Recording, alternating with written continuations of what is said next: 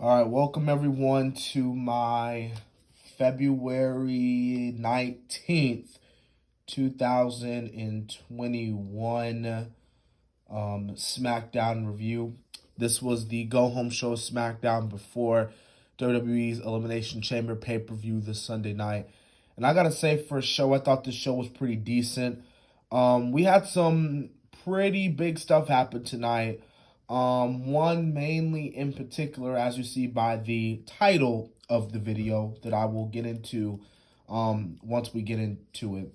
So anyways, we kicked off SmackDown with Edge, former World Heavyweight Champion Edge. He comes out, he talks about how he has a lot of choices to make. He's talking about WrestleMania, talking about, challenging the WWE title or the WWE Universal title. And then that's where the tribal chief, the head of the table, the WWE Universal Champion, Roman Reigns, comes out. And again, he tells Edge that he does not have, he doesn't have to choose, he can only choose one. You know what I mean? And basically, he's once again telling Edge, you got to pick me. Like, I am your main event. You are facing the main event. And that main event is Mr. Roman Reigns. Now, Edge does praise Reigns, but, it tells Reigns that he's cracking under pressure. And Edge was talking about, I haven't even focused on you yet. Basically telling Roman that you do not want me facing you because Edge is motivated, Edge is hungry, and he wants to walk out of WrestleMania a champion. Now, there was a little segment, Sami Zayn, comes in, he's talking about how, he's going to be a champion, and Jey Uso super kicks him as they will be, facing each other inside the Elimination Chamber. We actually have Roman and Edge. Well, Roman's morally whispering in Edge's ear towards the end of the segment. Now, we don't know what it is. Obviously, I don't know what it could have been about anything. But, Roman, whispers to Edge, and then him, Jey Uso, and Paul Heyman leave. And Edge just stands there. Now, we get to one of the most big things that happened on the show for me personally. We get Apollo Crews versus Shinsuke Nakamura. We have, Big E, who's sitting by ringside. He's having a TV dinner. He has a little mini fridge next to him. He's a little foot massager or something like that. Like, Big E, man, he's living clean, like he always is. But, Shinsuke and, Apollo, they have the little match. It heads to commercial, comes back from commercial. But Nakamura does beat Apollo Crews. But it was after the match they got people talking. After the match, Apollo Crews attacked Shinsuke Nakamura, attacked Big E, taking the steel steps and dropping it on Big E's back of head, neck area, officially turning Apollo Crews heel. So I know last week some would say that he was a heel, but he was showing signs of it for weeks. But tonight, he has finally turned heel. Apollo Crews has finally turned heel. And thank God that Apollo Crews turned heel, because now I don't have to watch Apollo Crews coming out every single week and smiling all the doggone time. And don't get me wrong, smiling's good for you. It's healthy. But you're a wrestler. You got to be a little bit serious now. There's a time to smile, but there's a time to get serious. So, I think this will be good for Apollo. Who knows? Maybe he might, align himself with Roman Reigns as well. We saw it, a few weeks back how he was talking with Reigns. And, yeah, man, so good way for Apollo to get that heel heat. Now, as, Big E is, taking out of the arena, Rollins comes out, talks about how all his friends betrayed him, which is kind of weird considering the fact that he literally turned on his own brothers, the Shield. But Rollins cuts a just scabbing promo. Cutting a promo on everybody, cutting a promo on Cesaro, just calling Cesaro a loser, and just talking about what happens to Cesaro. Just crapping on Cesaro. So it looks like that Rollins will be entering a feud with Cesaro. So we might be getting Cesaro versus Rollins for maybe Fastlane, maybe WrestleMania. Who knows? All right, so we get the next match between the Riot Squad versus Natalya and Tamina Snuka. Oh, I got to say this about Natalya.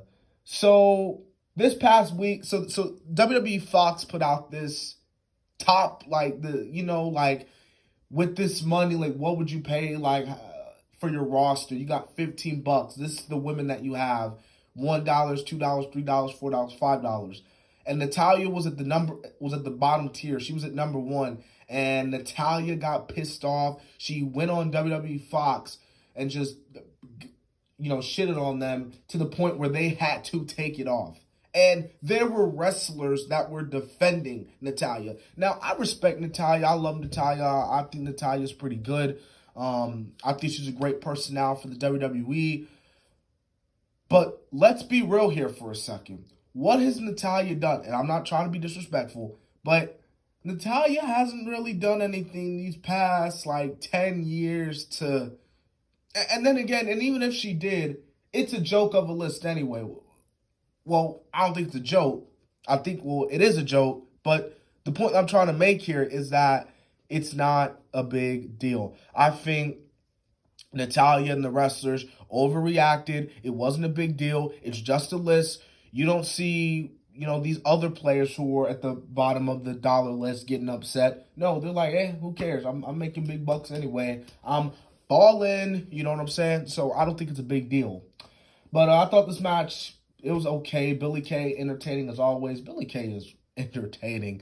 I know everyone wants to see the Riot Squad break up, but Billie Kay, man, she has just proven that she is entertaining with or without Peyton Royce. Sorry, Peyton Royce fans, but it's the Stone Cold truth. Edge is backstage, man. Edge talked to a lot of the wrestlers tonight. Pretty much everybody who was in the Elimination Chamber saying the same thing, talking about how, it could be us that could be main eventing WrestleMania together. So we get the next segment. We have Bayley's little Ellen show called Ding Dong Hello. Our guests are Nia Jax and Shayna Baszler. They talk about Bianca Belair and Sasha Banks. Bayley is laughing like she always does, the beautiful Bayley, as she always does. And then we get the young blood himself, Reginald, comes out. Or I should say the reincarnation of James Ellsworth, Reginald, comes out.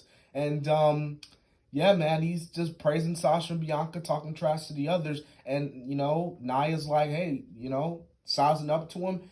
And then, we get a match between a 6-woman tag. Well, men, if you count Reginald. Sasha Banks, Bianca, and Reginald taking on Nia, Shayna, and Bayley. And it wasn't the match that I was like, oh, pretty cool. It's what happened. It's what happened the end of the match. Reginald pins Nia freaking Jax. First off, this whole segment was laughable. The ending sequence was laughable because Reginald actually pinned Nia freaking Jax. Do you understand how laughable that is? Like, and it sucks because there are going to be people that are going to be taking it seriously. Like, oh, Reginald, why would they have Nia lose to Reginald?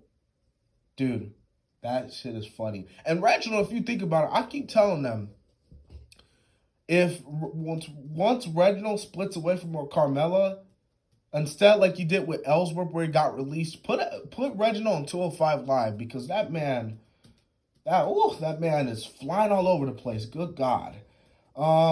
It was announced that Bianca and Sasha will team up at Elimination Chamber to take on, Bianca Belair, Nia and Shayna, so, because they don't got a lot of matches booked for the show.